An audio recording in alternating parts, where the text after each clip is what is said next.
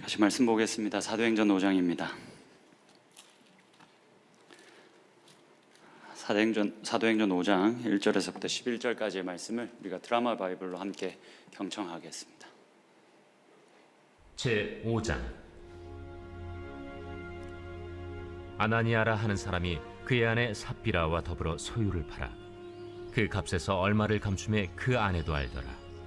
얼마만 가져다가 사도들의 발 앞에 두니 베드로가 이르되, 아나니아야, 어찌하여 사탄이 내 마음에 가득하여 내가 성령을 속이고 땅값 얼마를 감추었느냐?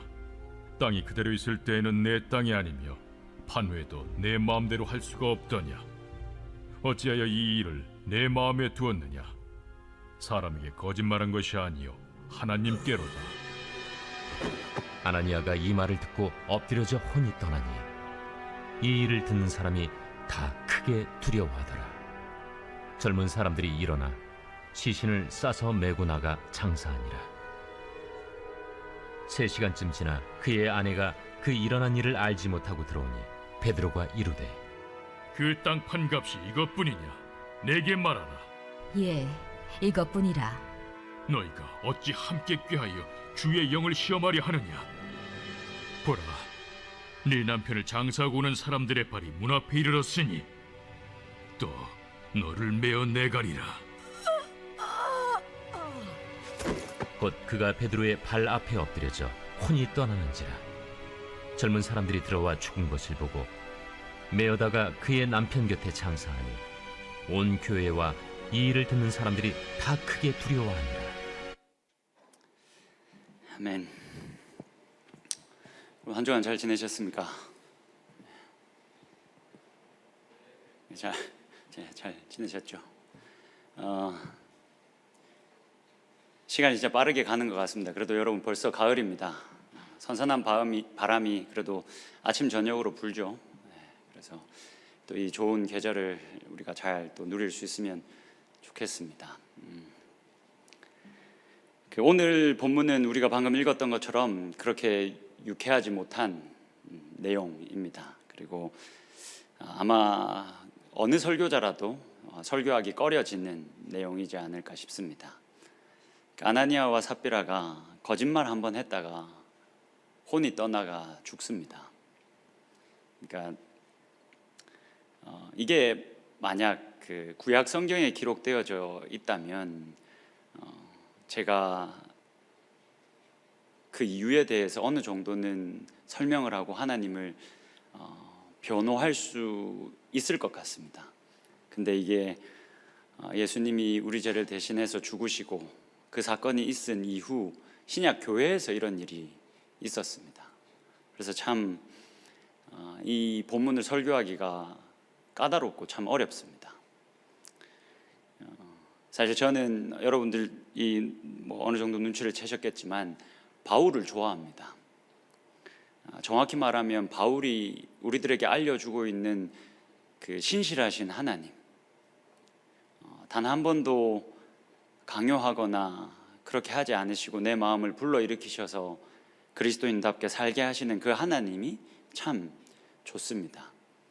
그 하나님 때문에 어떻게 보면 이 자리에 있는 건데, 그 하나님이 이렇게 심판하시는 모습, 가차없이 심판하시는 모습을 보면 내가 이것을 이성적으로 어떻게 이해하고 설명해야 될지가 사실은 깝깝해집니다.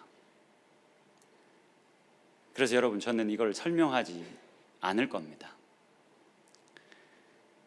저는 분명히 하나님을 알아가는 데 있어서 우리들의 이성적인 노력이 반드시 필요하다라고 믿습니다. 그러나 그 이성이 우리들의 신앙을 넘어서서는 안 됩니다. 우리들이 가지고 있는 이성은 우리의 신앙 아래에 굴복해 있어야 한다라고 저는 믿습니다. 그래서 그냥 제가 하는 건 이 성경에, 우리가 들고 있는 이 성경의 최종 형태를 존중하는 것입니다. 그냥 이 가운데서 드러나고 있는 하나님에 대해서만 말하고 알려고 하고 소통하려고 하는 것, 이게 제가 할 수 있는 최선이라고 저는 생각을 합니다. 그래서 오늘 본문에 등장하는 하나님은 사실 제가 이성적으로는 설명을 못 하겠습니다. 근데 내가 만난 그 신실하신 하나님, 끝까지 오래 참으시는 그 하나님이 그냥 이런 모습도 보이시는 분이시다라는 말밖에는 제가 할 수 있는 게 없습니다. 그러나 여러분, 제가 요 근래에 성경에 관한 중요한 질문들이라는 강의를 수요 성경대학을 통해서 하고 있습니다. 근데 그걸 보시면 제가 왜 이런 이성적으로 설명이 되지 않는 부분에 대해서 답을 하지 않으려고 노력하는지, 왜 내 이성이 신앙 아래 묶여 있어야 된다라고 말하는지를 거기서 조금 자세하게 풀어놓았습니다. 혹시 오늘 셀 모임 하는 중에 이 하나님과 사랑의 하나님이 연결이 되지 않고, 그래서 우리가 이 하나님을 어떻게 이해하고 받아들여야 되는가가 만약 건강한 논쟁이 되거든 저를 불러 주십시오. 제가 할 수 있는 대답을 가서 드리도록 하겠습니다. 일단은 여러분, 우리가 이 우울한, 이 어두운 교회가 가지고 있었던 이 어두운, 예루살렘 교회가 가지고 있었던 이 어두운 얘기를 일단은 뒤로 밀어두고 밝은 이야기부터 좀 같이 나눠보면 좋겠습니다. 사실 오늘 본문은 사도행전 4장 32절에서부터 시작이 됩니다. 제가 이 4장 32절에서부터 5장 11절까지를 다 읽으려고 하니까 너무 길어서 여러분들의 집중력이 떨어지겠다 싶어서 그냥 4장의 후반부 부분은 날려버렸습니다. 근데 오늘 이 4장 후반부도 같이 다뤄볼 겁니다. 쉽게 말하면 4장 후반부는 지금 예루살렘 교회가 가지고 있는 아주 아름다운 모습, 밝은 부분을 우리들에게 보여줍니다. 그리고 5장 초반부는 그 반대로 이 예루살렘 교회가 가지고 있었던 어두운 모습을 우리들에게 보여줍니다. 일단은 어두운 모습은 제껴두고 밝은 부분부터 먼저 좀 보겠습니다. 여러분, 예루살렘 교회가 엄청나게 빠르게 성장하고 있습니다. 오순절 성령 강림 사건 이후로 교회가 모이기 시작했습니다. 오순절날 기다렸던 성령님이 임하자 사람들이 각 나라의 언어로 말하기 시작했습니다. 그래서 이것을 지켜보는 사람들이 많았습니다. 그래서 많은 사람들이 이게 너무 희귀한 광경이니까 이게 웬일이냐 서로 묻고 궁금해했습니다. 그때 베드로가 나섰죠. 베드로가 설교합니다.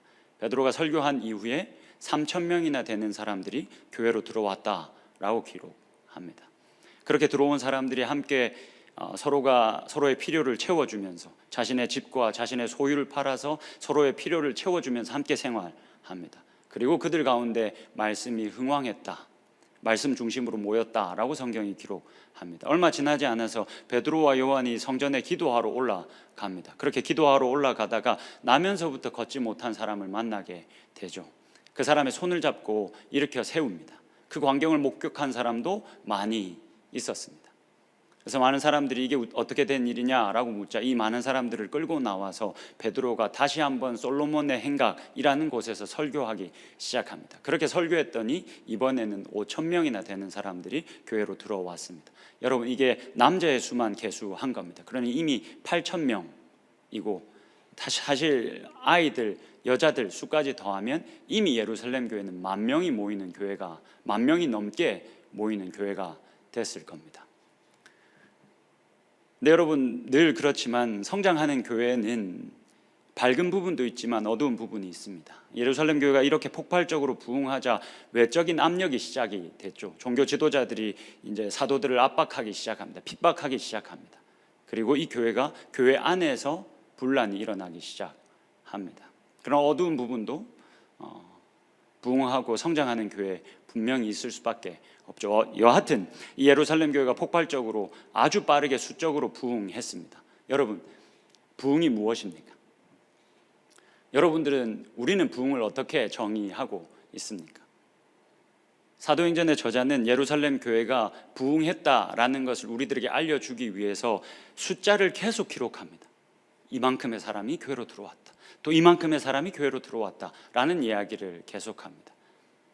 그러니 우리 공동체에 사람이 많이 몰려 들어오는 것, 이것을 우리가 부흥이라 할 수 있습니다.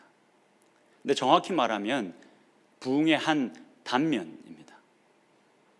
사람 많이 모이는 건 너무너무 중요합니다. 이것을 부흥이라 할 수 있습니다. 근데 이게 부흥의 전부라고 할 수는 없습니다.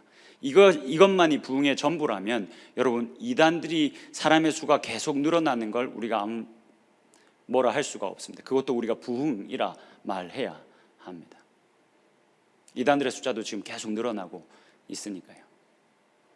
우리가 부흥이라고 할 때 그 모인 사람들의 내용, 이 사람들이 도대체 이렇게 교회로 몰려들어서 이 사람들이 도대체 무엇을 했는가? 이것이 사실은 완전한 부흥의 의미를 우리들에게 전해 줄 겁니다. 그렇게 우리들에게 사도행전의 저자가 말하기 위해서 이렇게 수적인 부흥을 기록한 다음에 이 교회에 이렇게 몰려든 사람들이 두 가지 특징을 우리들에게 보여주었다라고 계속해서 사도행전의 저자는 소개합니다. 그 부분을 좀 같이 보겠습니다. 사도행전 4장 31절에서부터 35절입니다. 그렇게 부흥했던, 그렇게 교회로 많은 사람들이 몰려들었던 그 예루살렘 교회가 두 가지 특징을 보입니다. 그 두 가지 특징이 무엇인지 잘 한번 보십시오. 31절입니다. 빌기를 다음에 모인 곳이 진동하더니 무리가 다 성령이 충만하여 담대히 하나님의 말씀을 전하니라. 믿는 무리가 한 마음과 한 뜻이 되어 모든 물건을 서로 통용하고 자기 재물을 조금이라도 자기 것이라 하는 이가 하나도 없더라. 사도들이 큰 권능으로 주 예수의 부활을 증언하니 우리가 큰 은혜를 받아 그 중에 가난한 사람이 없으니 이는 밭과 집이 있는 자는 팔아 그 판 것의 값을 가져다가 사도들의 발 앞에 두매 그들이 각 사람의 필요를 따라 나누어 줌이라. 여러분, 이와 같은 기록이 오순절 성령 강림 이후에 3,000명이나 되는 사람들이 교회로 들어왔다라고 기록한 다음에 이와 같은 내용이 또 기록됩니다. 예루살렘 교회가 가지고 있었던 두 가지 특징이 무엇입니까? 첫 번째는 하나님의 말씀에 흥왕함입니다. 불어났다는 겁니다. 불어났다는 게 정신이 없네. 하나님의 말씀이 그렇게 편만이 나누어졌다는 겁니다. 사람들이 말씀 중심으로 모였다라는 겁니다. 두 번째는 무엇입니까? 그렇게 말씀을 잘 배우고 가난한 사람들이 한 명도 없도록 자신의 것을 아끼지 않고 나눠줬다는 겁니다. 이게 예루살렘 교회가 가지고 있었던 두 가지 특징이었습니다. 여러분, 제가 갈라디아서를 마친 다음에 사도행전을 여러분들과 함께 나누기로 결정하면서 한 가지의 소망이 있었습니다. 이 사도행전을 우리가 함께 나누다 보면 우리 공동체가 가야 할 방향을 우리가 함께 나눌 수 있지 않을까. 그리고 이 교회의 모습과 우리 공동체의 모습을 비교하면서 우리 공동체가 더 건강한 방향으로 나아가는 방향을 설정할 수 있지 않을까. 이런 기대가 있었습니다. 여러분, 예루살렘 교회는 이와 같은 두 가지 특징이 있었습니다. 지금 이 다니엘 청년부 공동체는 어떻습니까? 여러분, 우리는 어떻습니까? 여러분, 이번 학기 제자 훈련이 말씀을 배우겠다고 모인 사람들이 30명입니다. 그리고 그들과 말씀을 가르치고 그들과 말씀을 나누겠다고 지원한 사람이 14명입니다. 제가 2003년도 자료를 뒤져봤습니다. 제자훈련 이끄미가 저 혼자밖에 없었습니다. 따르미는 딱 8명 있었습니다. 근데 지금 말씀을 배우겠다는 사람이 30명이 넘었습니다. 그리고 이들과 말씀을 나눠보겠다는 사람이 14명이나 됩니다. 그래서 제가 너무너무 행복합니다. 여러분, 저는 이걸 부흥이라 불러야 한다 믿습니다. 그리고 우리 다니엘 공동체 안에는 오병이어라는 팀이 있습니다. 부장 집사님을 중심으로 여러 선배들이 마음을 같이 해서 우리 공동체 안에 재정적으로 어려운 친구들을 찾아서 조금이라도 돕겠다라고 해서 만들어진 팀입니다. 보이지 않는 곳에서 열심히 돕고 활동하고 있습니다. 저는 이것도 부흥이라 불러야 한다라고 믿습니다. 제가 오늘 지금 설교하러 올라오기 전에 너무너무 마음이 풍성해졌습니다. 여러분, 우리가 이제 화요일이 되면 인도에서 21분의 손님이 우리 교회를 찾아오십니다. 가평에서 3박 4일 동안 그분들과 세미나를 하고 금요일 날 같이 예배 드리고 주일 날 안수식을 진행할 겁니다. 제가 이 시간을 담당하고 있습니다. 사실 제가 이걸 담당할 때 제 마음 가운데 선교위원회와 이 일을 나눠서 하면 어떨까라는 마음이 있었습니다. 근데 7월 8월을 선교위원회에서 또 국내 선교 진행하고 하면서 너무 많은 분들이 바쁘게 시간을 보냈다라는 걸 내가 너무나도 잘 알고 있었기 때문에 그냥 교육자들의 도움만 받아서 이걸 진행하면 좋겠다라고 결정했습니다. 근데 오늘 이제 나현수 목사님이 이런저런 도움의 필요에 대해서 이야기를 설교하면서 하셨습니다. 근데 진짜 너무 멋진 남자 집사님들이 내가 이거 하겠다고, 내가 저거 하겠다고, 우리 부장 집사님까지 와서 내가 이거 운전하겠다고, 내가 이거 하겠다고 다 막 오셔가지고, 장로님, 어떤 장로님, 막 집사님, 젊은 집사님들 막 오셔가지고 이거 내가 하겠다고, 저거 내가 하겠다고 막 하시는데 제 마음이 진짜 좋았습니다. 그리고 내가 좀 너무 멋진 사람들과 지금 함께 있다라는 생각을 했고, 이 교회 참 좋은 교회다라는 생각을 많이 했습니다.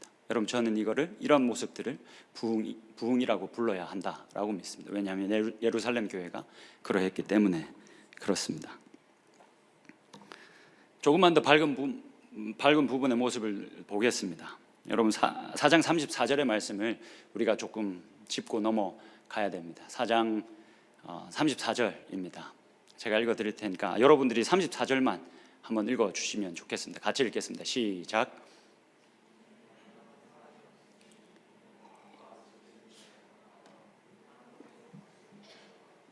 자, 여러분, 지금 예루살렘 교회가 그 중에 가난한 사람이 하나도 없었다라고 말합니다.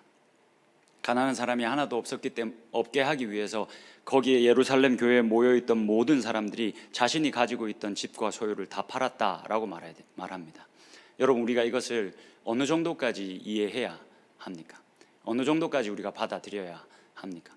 어떤 사람은 이렇게 말합니다. 예루살렘 교회는 가장 모범적이고 가장 이상적인 교회이기 때문에 문자 그대로 받아들여야 한다. 정말 거기 모든 구성원들이 자기네 집과 소유를 다 팔아서 그렇게 가난한 사람이 하나도 없게 했을 것이다. 문자 그대로 받아야 된다라고 주장하는 사람들이 있습니다. 어떤 사람들은 그렇지 않다. 이 지상에 있는 교회는 완전하고 완벽할 수는 없다. 그렇기 때문에 그냥 이 사람들이 적극적으로 서로를 사랑하고 도왔다라는 말에 조금은 과장된 표현으로 읽어야 한다라고 주장하는 사람들이 있습니다. 여러분들 어떻게 생각하십니까? 우리가 이것을 어느 정도까지 받아들여야 할까요? 저는 조금은 과장된 표현이다라고 생각합니다. 왜냐하면 첫 번째로 베드로가 자신의 소유를 팔고 그 값의 얼마를 감춘 아나니아에게 이렇게 말합니다. 여러분, 5장 4절의 말씀을 한번 보시겠습니다. 베드로가 아나니아에게 한 말입니다. 땅이 그대로 있을 때에는 내 땅이 아니며 판 후에도 내 마음대로 할 수가 없더냐. 그러니까 땅이 네 소유로 있을 때 그게 다 네 거 아니냐. 그리고 이것을 팔아도 그 판 값도 네 거 아니냐. 도대체 누가 너에게 억지로 이것을 나누기 위해서 내놓으라고 했느냐. 아무도 억지로 그것을 요구한 적이 없는데, 우리 공동체는 단 한 번도 그렇게 억지로 요구한 적이 없는데 왜 굳이 네가 가진 그것을 가지고 이렇게 거짓말했느냐라고 책망하는 장면입니다. 이 베드로의 말을 들어보면 이게 무조건 모든 사람들이 자신의 소유를 팔아야 하는 책임이 그 공동체 안에 있지 않았다라는 것을 우리가 알 수가 있습니다. 그리고 사도행전의 이야기를 계속 쭉 읽어 나가다 보면 특별히 사도행전 12장에 보면 마가 요한의 어머니가 집을 소유하고 있는 장면이 기록됩니다. 자신이 집을 소유하고 있고 교회를 위해서 그 집을 오픈하는 장면이 기록됩니다. 그러니 많은 초대교회 성도들은 자신의 집과 소유를, 이 예루살렘 교회 성도들은 꽤 많은 사람들이 자신의 집과 소유를 그대로 가지고 있었습니다. 단지 이 사람들이 함께 모여서 생활하게 된 이 사람들에게 마음을 적극적으로 열고 서로 돕기 위해서 그렇게 힘썼다라는 표현으로 우리는 읽어야 합니다. 이런 예루살렘 교회 성도들의 대표로 가장 자랑스러운 한 사람을 사도행전의 저자는 우리들에게 소개합니다. 우리가 잘 알고 있는 바나바입니다. 36절의 말씀을 보겠습니다. 여러분들이 한번 36절만 읽어주시겠습니까? 36절 읽겠습니다. 시작.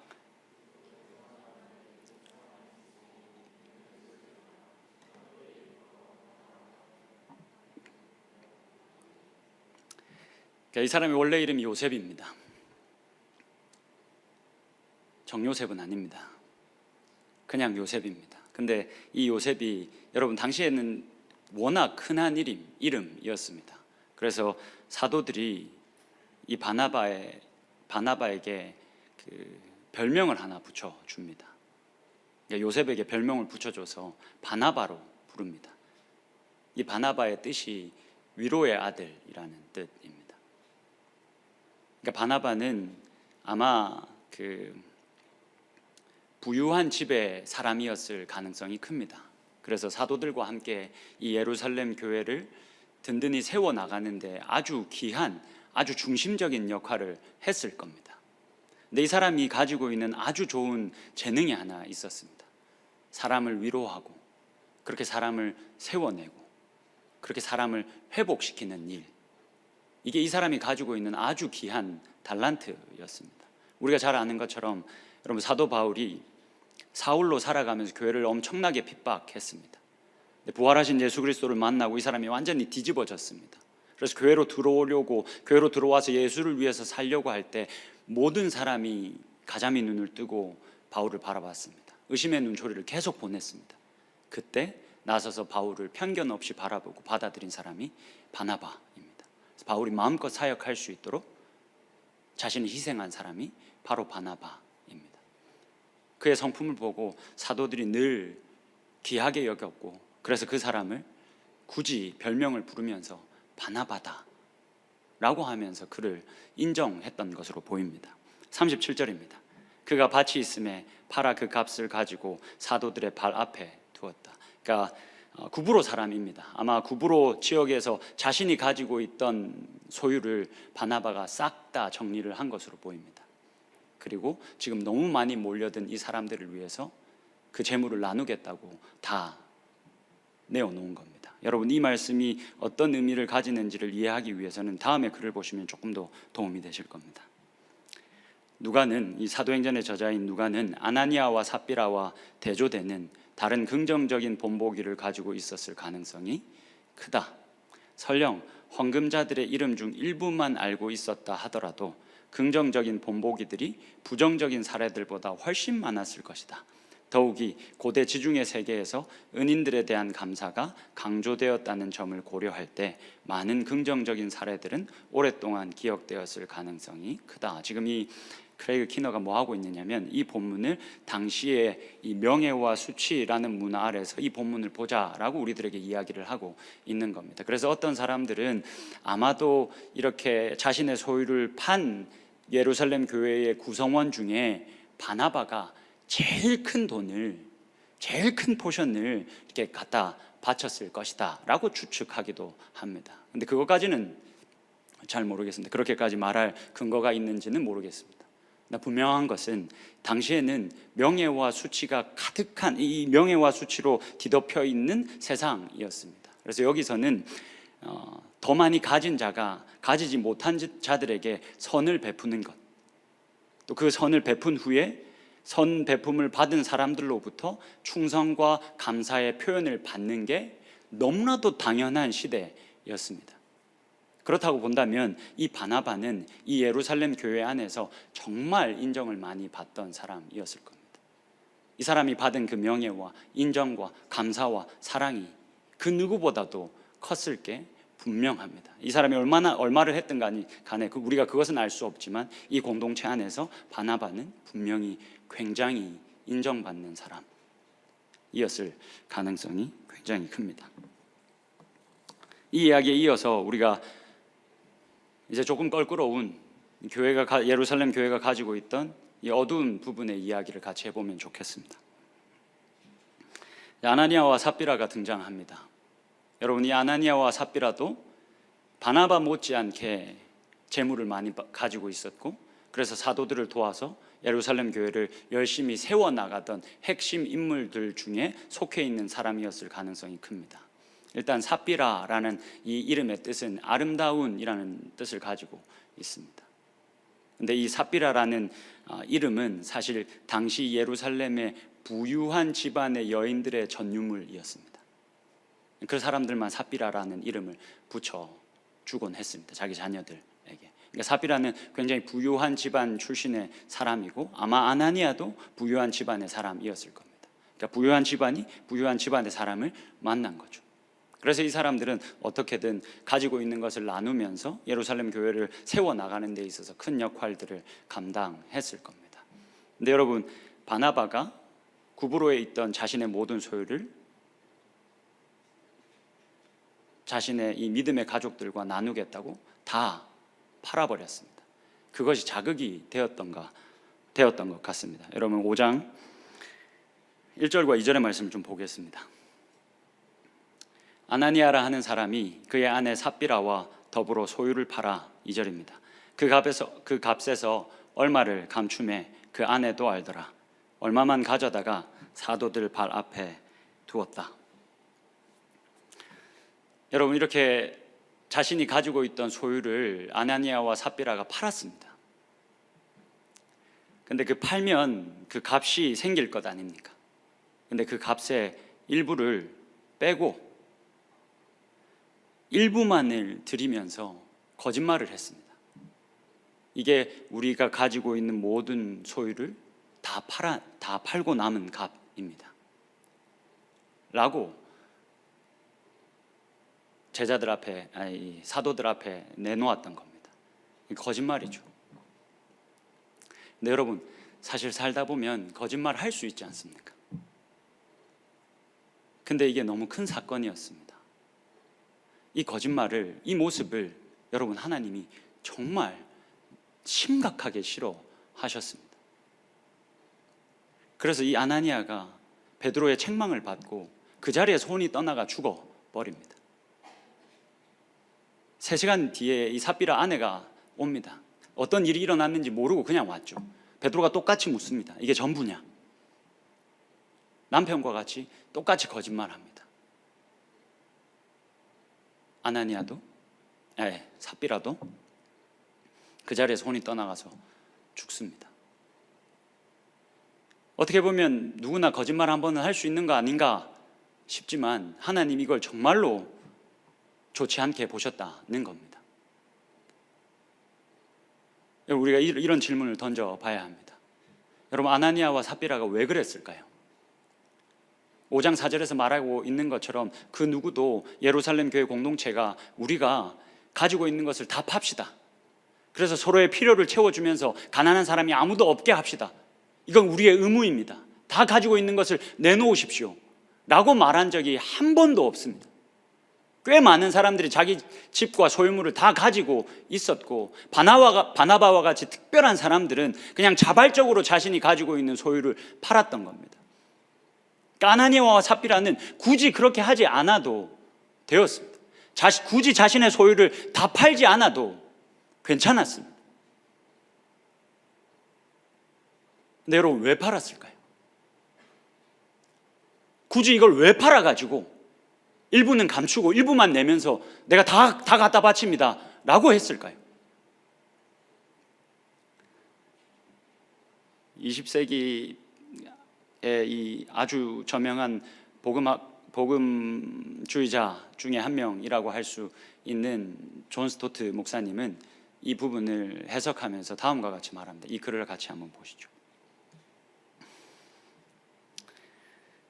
그들은 희생이 요구되는 관대함으로 인한 불편은 감수하지 않은 채 그것이 주는 명예와 명성만을 얻고자 했다. 받을 자격이 없는 명성을 얻기 위해 그들은 뻔뻔스런 거짓말을 했다. 그들이 돈을 바친 동기는 가난한 자들을 구제하기 위한 것이 아니라 그들의 자아를 살찌우기 위한 것이었다. 여러분, 이 마지막 말이 제 마음이 너무 많이 아팠습니다. 여러분, 이 아나니아와 삽비라가 자신들이 구제한 것은 진짜 가난한 사람들, 그리고 자신의 옆에 있는 내 믿음의 가족된 사람들을 위해서가 아니라 자신의 자아를 살찌우기 위한 이었습니다. 하나님이 모르겠습니다. 왜 이렇게까지 하셨는지는 설명할 길이 없습니다. 하나님이 너무 싫어하셨습니다. 마지막으로 이거 하나만 생각 같이 해보면 좋겠습니다. 여러분, 그리스도인이 된다는 건 무엇입니까? 여러분, 그리스도인이라는 것은 어떤 존재를 향해서 우리가 일컬을 수 있는 말입니까? 제자훈련이 이제 다들 시작이 되셨을 겁니다. 과정 이 풍성한 삶의 기초라는 책의 첫 번째 만남, 그리고 첫 번째 질문에 다음과 같은 질문이 있습니다. 그리스도인이 된다는 것에 대해서는 많은 오해가 있습니다. 그 오해들은 어떤 것입니까? 제자훈련 하고 계시는 분들 다 첫 번째 만남을 지금 다들 하셨을 테니까 답을 다 알고 계실 겁니다. 그리스도인이 된다는 것에 대한 오해가 우리 한국 교회 안에 진짜 많습니다. 어떤 오해가 있습니까? 내가 모태신앙이면 어렸을 때부터 주일날 예배 빠지지 않고 열심히 계속 교회 나왔으면 자신이 그리스도인이다 라고 생각합니다. 이 책에서 그건 오해라고 이야기합니다. 그리고 어떤 사람들은 자신이 영접 기도를 했다 혹은 세례를 받았다 라는 것을 통해서 자신이 그리스도인이 되었다 라고 생각합니다. 이 책에서는 그것도 오해다 라고 말합니다. 심지어 이 책에서 뭐라고 말하냐면 구원의 확신이 있다 라고 생각하는 사람들은 자신이 그리스도인이라고 생각한다. 그런데 그것마저도 오해다. 오늘 본문은 우리들에게 이렇게까지 말합니다. 교회를 위해서 열심을 아주 많이 내는데 그 열심을 아주 자신이 많이 내고 있다고 해서 그리스도인이라고 생각하는 것도 오해다. 내가 아무리 교회에서 목사로 살고, 내가 아무리 교회에서 지기로 살고, 내가 아무리 교회에서 어떤 직분을 맡아서 열심히 산다, 그것을 봉사하며 섬기고 있다 할지라도 그것 때문에 그리스도인이 되는 것은 아니다 라고 말합니다. 여러분, 그러면 도대체 그리스도인이라는 정체성은 어떻게 얻습니까? 그리스도인이라는 정체성은 어떻게 얻을 수 있습니까? 마지막 그 존 스토트 목사님의 글을 한 번만 띄워주시겠습니까? 희생이 요구되는 관대함으로 인한 불편을 감내하는 사람들입니다. 여러분, 그리스도인이라는 말이 무슨 말입니까? 그리스도가 그 안에 살고 있는 사람들이라는 말입니다. 그리스도가 내 안에 있고 내가 그리스도 안에 있는 사람들을 일컬어서 우리는 그리스도인이라고 합니다. 예수가 이 땅에 오셔서 무엇 하셨습니까? 희생이 요구되는 그 관대함으로 생겨나는 불편을 마다하지 않으셨습니다. 십자가를 우리를 위해서 져야 하는데 그 십자가를 짓는 게 너무 힘들어서 너무 괴로워서 울며 불며 하나님께 매달렸습니다. 근데 그 길을 가셨습니다.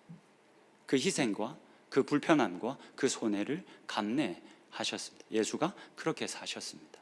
그러면 여러분, 우리는 그리스도인이라는 정체성을 어떻게 얻습니까?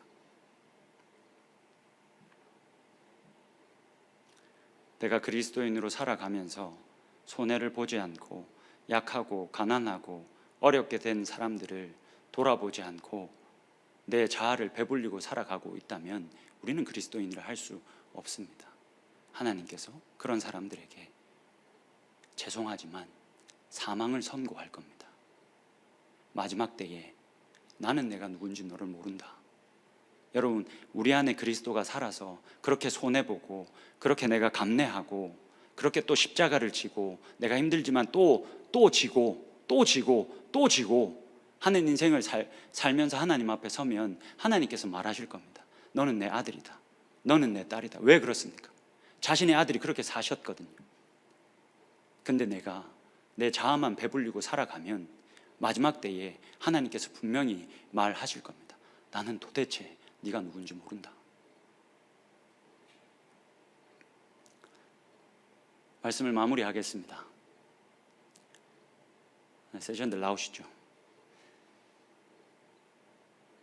우리 공동체 안에는 여러분 연약한 친구들이 이렇게 표현하고 싶지는 않지만 연약한 지체들이 있습니다. 도움이 필요한 친구들이 분명히 있습니다. 제가 이번 주에 그런 친구와 잠깐 만나서 행복에 대해서 같이 이야기를 나눴습니다. 행복에 대해서 이야기를 나누는데 이 친구의 얘기를 듣고 있는 게 참 마음이 너무 아팠습니다. 어렸을 때부터 자신의 주위에 있던 사람들이 너무 많이 자신을 무시했고 너무 많이 이 친구를 따돌렸습니다. 그래서 너무 힘들었다라고 말하는데 진짜 사람들이 악하다라는 생각을 했습니다. 근데 이 친구가 지금 행복하답니다. 왜 행복하냐면 우리 공동체 안에서 이 친구가 또 이 친구가 또 이 친구가 또 이 친구가 자기에게 사랑을 줘서 자기 옆에 있어줘서 자기가 지금 너무 행복하다라는 이야기를 제가 들었습니다. 여러분, 제가 그 이야기를 들으면서 어떤 생각을 했는지 아십니까?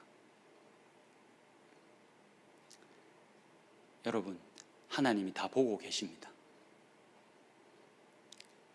베드로가 아나니아에게 뭐라고 말합니까? 하나님을 속일 수 없다라고 말합니다. 여러분, 하나님이 다 보고 계십니다. 내가 어떤 그리스도인인지, 내가 어떻게 살아가고 있는지 하나님이 분명 다 계수하고 계십니다. 우리가 십자가를 지고 살아가면 하나님께서 고맙다 말씀하실 겁니다.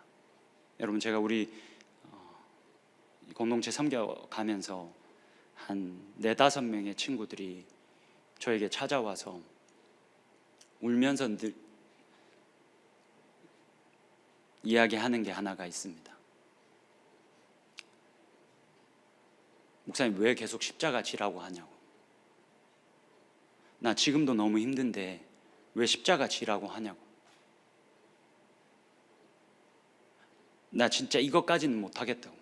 내가 다른 거 다 하겠는데 이것까지 못한다고. 그리고 하나님이 이것 하면 더 큰 십자가 지라 할까 봐 난 너무 겁난다고. 이 이야기를 한 친구들이 우리 공동체 안에 한 4-5명이 됩니다. 여러분, 제가 그런 친구들 앞에 두면 어떤 마음이 드는지 아십니까? 그 친구들은 막 너무 힘들어서 울면서 저에게 얘기하는데 너무너무 자랑스럽습니다. 그리고 이 사람은 제게 있는 확실한 확신 한 가지는 이 사람은 분명 그리스도인이다.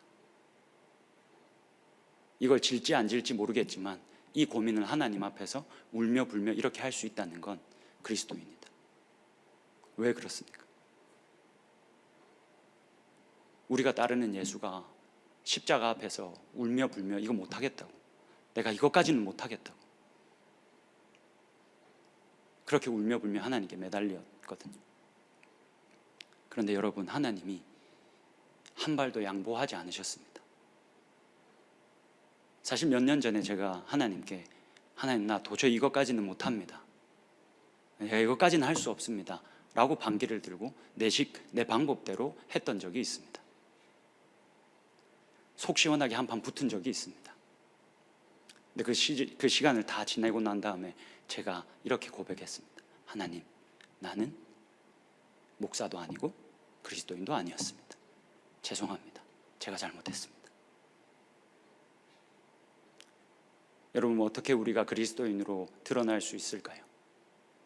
만약 우리들의 삶에 십자가를 지는 모습이 없다면 우리는 아마 그리스도인이 아닐 겁니다. 우리가 다 같이 오늘 이 말씀을 기억하고 저와 여러분에게 하시는 하나님의 음성이라 듣고 매일의 삶 속에서 십자가를 제쳐두지 말고 적극적으로 그 십자가를 지고 그리스도인으로 그렇게 드러날 수 있기를 주님의 이름으로 축복합니다.